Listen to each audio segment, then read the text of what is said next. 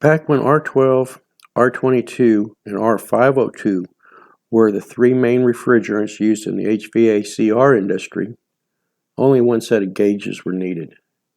And on our gauges here, which is for R12, R22, and R502, we have our saturated temperatures and pressures that can correlate onto a pressure temperature chart.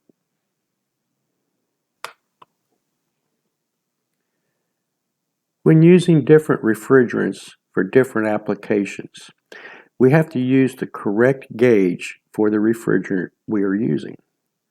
And on this set of gauges here, these are dedicated to R404A, R507, and R134A. The saturated temperature and pressure scales match up for those refrigerants on a pressure temperature chart.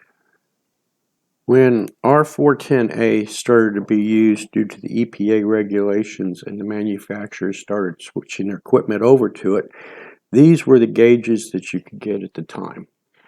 It's only for R410A. They're still viable today as they were then, but it only shows your saturated temperature scale correlated to pressure for R410A.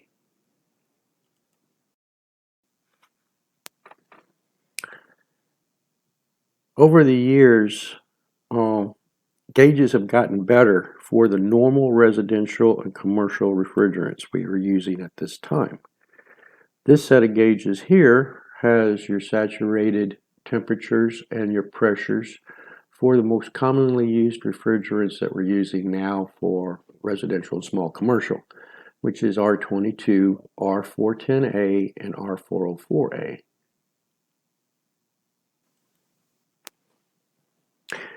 We now have gauges that can be used for a lot of the current refrigerants that are out there now for all applications. They do the calculations for the superheat and subcooling, and they show everything on screen. It just couldn't be any easier.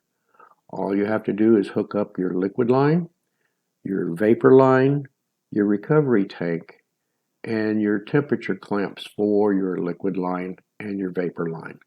And turn it on, set it for the refrigerant, and it'll tell you what's going on.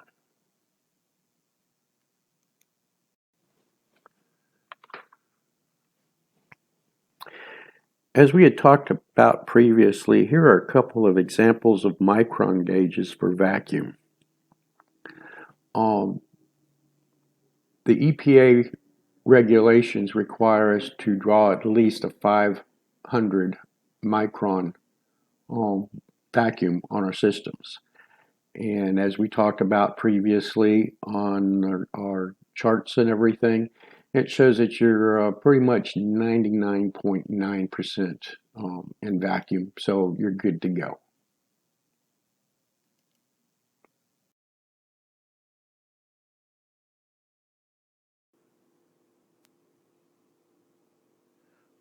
When we talk about subcool, modern refrigeration and air conditioning's definition for subcooling is cooling of the liquid below its saturated temperature. And to calculate the subcool on a unit, we take the saturated condensing temperature that's on our gauges minus the liquid line temperature. We take the liquid line temperature using a K-type thermocouple that we can either strap on or we use the clamp-on type. But anyway, we take the saturated condensing temperature that's on our gauge minus the liquid line temperature, and that will equal our subcool.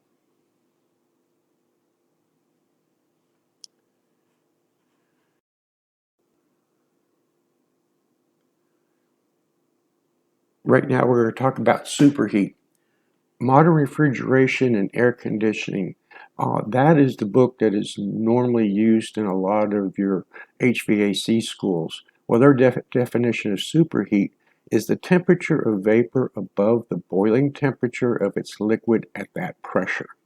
When we're dealing with superheat, we're dealing with the vapor line. To calculate superheat, we take the temperature of the vapor line We use a K-type thermocouple that we can strap on or clamp on K-type thermocouple minus your saturated vapor temperature.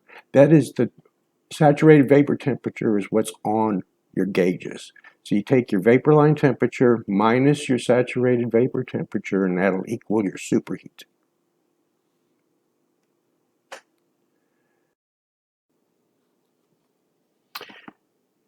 Here's a handy little chart to have. It's refrigerant conditions.